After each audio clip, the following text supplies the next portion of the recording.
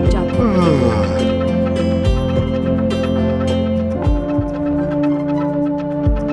फिर अपने नौकरों को जगा के उन्हें काम पे भेजते थे। चंद्रा और सूरी नामक दो मुलाजिम जमींदार के लिए काम पे नए आए हुए थे, परंतु वे दोनों काफी आलसी थे और सवेरे उठ के खेत में जाना उनके लिए बहुत कठिन लग रहा था।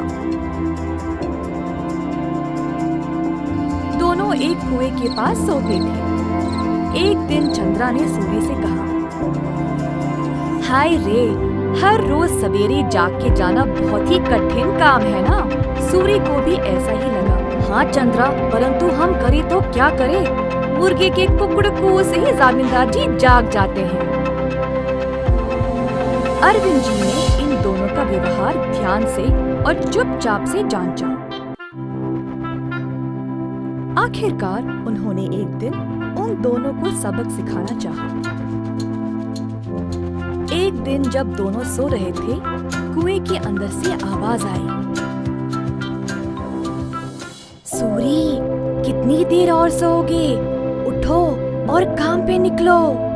सूरी को नींद में ही आवाज सुनाई दी और वो अचानक से जाग गया। बाजू देखा तो चंद्रा आराम से सो रहा है।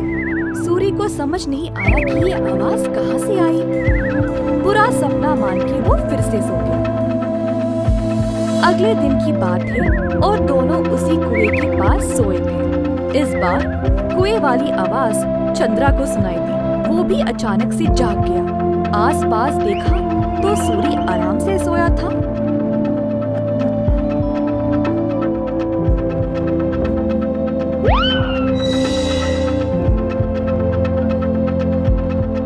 कोई बुरा सपना था शायद, ऐसा सोचकर वो भी फिर से सो गया।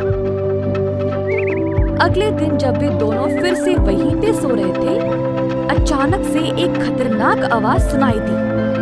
दोनों एक साथ जागे और डर गए, एक दूसरे को देखने लगे।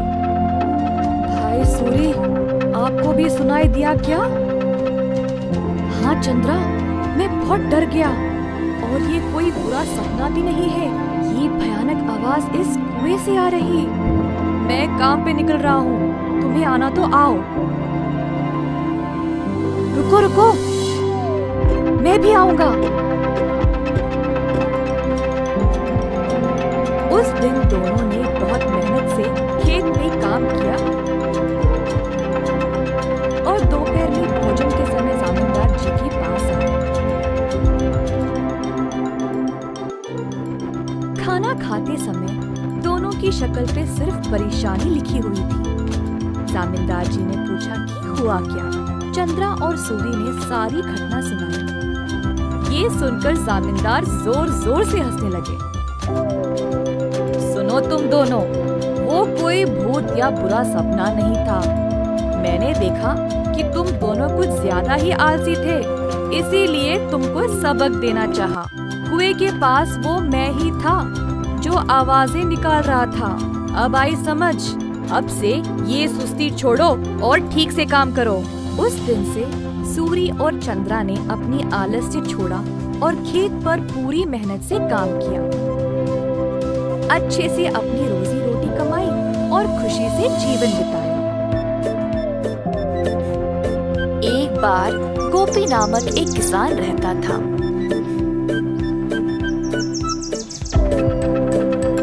गोपी बहुत मेहनती था।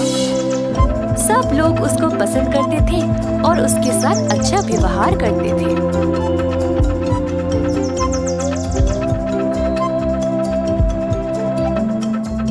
गोपी के घर के बाजू में रहता था किशोर। किशोर चाहता था कि गोपी से ज्यादा अच्छा नाम उसका हो जाए और इसके लिए उसने बहुत कोशिश की, परंतु उसको ऐसा मौका कभी नहीं मिला। एक दिन किशोर दूध बेचने के बाद अपने घर वापस आया। बाहर सीढ़ियों पर बैठा था जब उसने पेड़ पर एक आम को लटकते हुए देखा।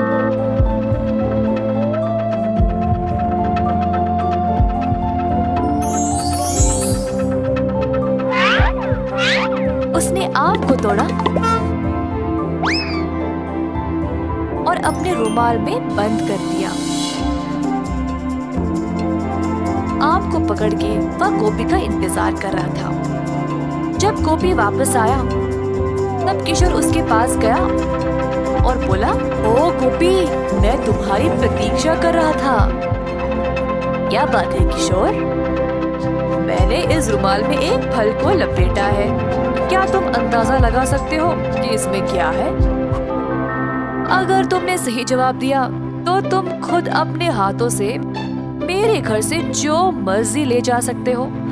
अगर तुमने गलत बोला तो मैं अपनी मर्जी से अपने हाथों से कोई भी चीज तुम्हारे घर से ले जाऊंगा। ठीक है, मुझे लगता है इसमें अमरूद है। गलत जवाब, इसमें आम है। अरे अच्छा, अब क्या? चलो तुम्हारे घर चले, मैं अपने हाथों से जितना हो सके ले जाऊंगा। दोनों चलते हुए गोपी के घर की ओर गए।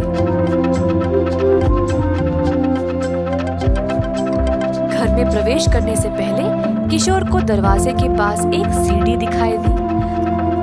तुरंत उसको उठा के बाजू में डाल दिया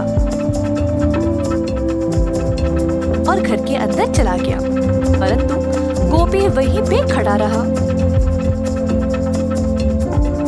गोपी, वहीं क्यों रुक गए? तुमने तो सीढ़ी उठा ली थी ना, फिर उसको बाजू में रख के अंदर क्यों चले गए?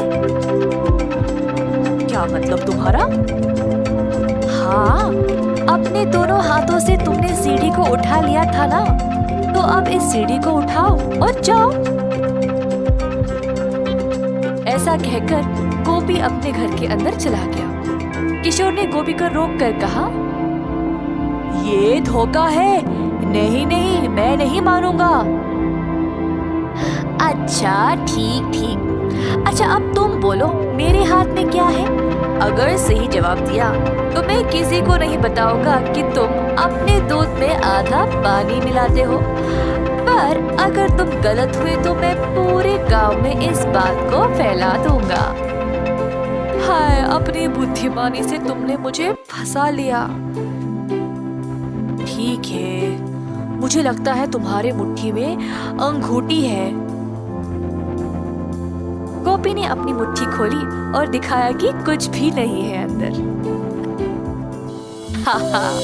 मेरी मुट्ठी खाली है, तुम हार गए।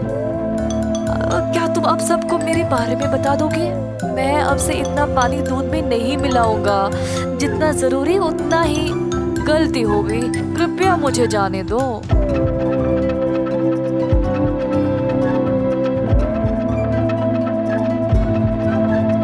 इस कहानी से हम ये सीखते हैं कि आत्म अनुशासन के बिना सफलता असंभव है। बंदर मामा। एक दिन बंदर मामा गहरी नींद में सोया था जब एक मीठी सुगंध ने उसे जगाया।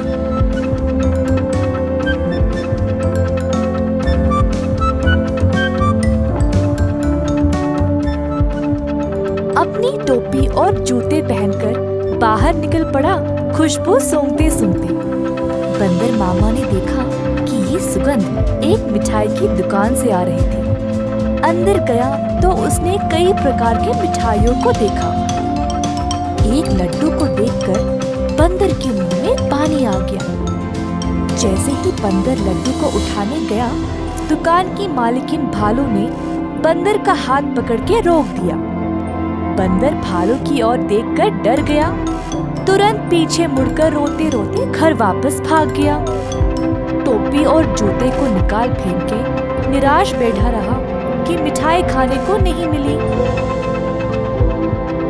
भालू काफी आलसी थी। जब उसने देखा कि बंदर उसकी मिठाइयों की सुगंध को सूंघ कर आया, उसके दिमाग में एक विचार आया। भालू अपने दुकान में मिठाई संवारने के लिए बहुत आलसी थी, तो उसने सोचा कि वह सारे जानवरों को मिठाई की सुगंध से आकर्षित करके उन सबसे सारा काम करवाएगी। अगले दिन भालू जानबूझ के मिठाई हाथ में लिए सड़क पर चलने लगी। मिठाइयों की सुगंध से सब जानवरों को आकर्षित करे, यही थी उसकी योजना।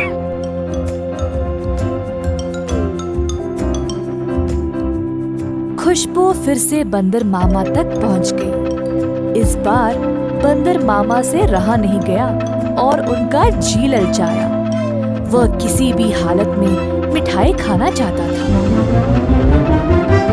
बंदर मामा चुपके से दुकान के बाजू वाले पेड़ पर लटकने लगा। जब भालू देख नहीं रही थी, तब बंदर मामा ने लड्डू उठाया और झट से मुंह में डाला। परंतु लड्डू गरम गरम था और बंदर मामा का मुंह ही जल गया। बंदर मामा को बहुत गुस्सा था। जल्दी घर भागा और पानी पी लिया। फिर से अपनी टोपी और जूते निकाल फेंक के रोने लगा। एक छोटा चूहा खिड़की से अंदर आकर बंदर मामा से पूछा कि हुआ क्या। बंदर ने सारी घटना चूहे को सुनाई। चूहे ने बोला कि उसके साथ भी ऐसा ही कुछ हुआ था। हमारे साथ भी कुछ ऐसा ही हुआ था। हमें भी वो मिठाई चखनी है। मेरे पास एक योजना है, लेकिन कुछ दोस्तों की मदद की आवश्यकता होगी। चूहा जल्दी से गया और कुछ दोस्तों को लेकर बंदर मामा के घर वापस आया। चूहे की योजना के अनुसार सारे जानवर दुकान के खुलने से पहले ही वहां पहुंच गए। दुकान के पीछे के रास्ते से एक सुराख बनाया और अंदर घुस गए। एक बंदर सारे मिठाइयों को देखकर ललचा गया। जोश में आकर कूदने लगा और नाचते नाचते केक के मिश्रण में गिर पड़ा। एक और बंदर एक बड़े से बाल्टी में झांका, ये सोचकर कि अंदर मिठाई होंगे, और फिसल के उसी के अंदर गिर गया। तीसरे बंदर ने एक बड़ी गोल सी थाली पर लड्डू देखा। थाली की ओर दौड़ा और लड्डू खाने की कोशिश की, परंतु थाली गोल गोल घूमने लगी। बंदर लड्डू के पीछे भागता रहा और थाली रुकने का नाम ही नहीं ले रही थी। इसी दौरान भालू दुकान पर आ पहुंची। एक बंदर केक के मिश्रण में फंसा था, दूसरा बड़ी बाल्टी में और तीसरा बस लड्डू के पीछे गोल गोल घूम रहा था। ये सब देखकर भालू आश्चर्यचकित रह गई और सोची कि ये बंदर यहाँ चोरी करने आए हैं। जल्दी से एक छड़ी उठाई और बंदरों को मारने ही वाली थी, जब एक बंदर ने बोला, हम यहाँ चोरी करने नहीं आए हैं। हम केवल आपकी मिठाई को चखना चाहते थे। इनकी सुगंध इतनी मजेदार है, बस हमसे रहा नहीं गया। भालू ये सुनकर जोर से हंसने लगी। मेरे दुकान में चोरी छुपे घुसना गलत बात है। खैर छोड़ो, वैसे भी मुझे मिठाई बनाने में मदद चाहिए। अगर तुम लोग हर रोज मेरी सहायता करोगे, तो मैं तुम्हें अच्छे अच्छे मिठाई खाने के लिए दूंगी। ये सुनकर बंदर मामा और उसके दोस्त खुश हो गए। उस दिन से सब जानवर मिठाई की दुकान पर काम करने लगे। भालू ने अच्छे से बंदरों का फायदा उठाया, बंदरों से मिठाई बनवाई और सजा सवार के रखवाया भी। मिठाई बेचने का काम भी बंदरों को ही दे दिया और भालू सिर्फ बैठ के मजे ले रही थी। भालू का पति ये सब देख रहा था।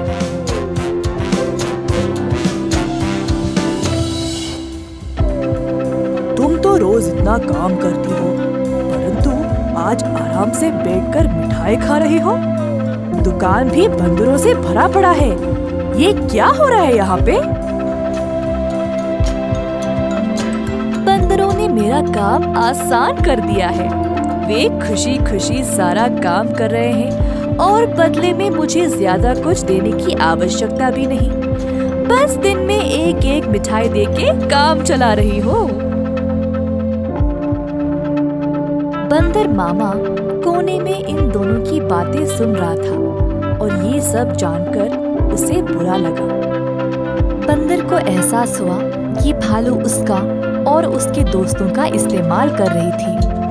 बंदर मामा आगे आया और बोला, भालू जी, हमें आपकी मिठाई बहुत ही ज्यादा पसंद है, परंतु आप हमारी इस कमजोरी का फायदा नहीं उठा सकती।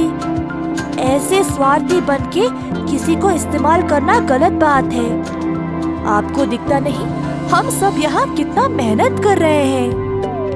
अंत में भालू को अपनी गलती का एहसास हुआ और सुधार लाना चाहा। उस दिन से भालू और उसका पति दोनों दुकान पर जाकर बंदरों का हाथ बटाने लगे और सही पगार भी देने लगे। बंदर मामा खुश था कि भालू ने उसकी बात मानी और अपने व्यवहार को बदल डाला।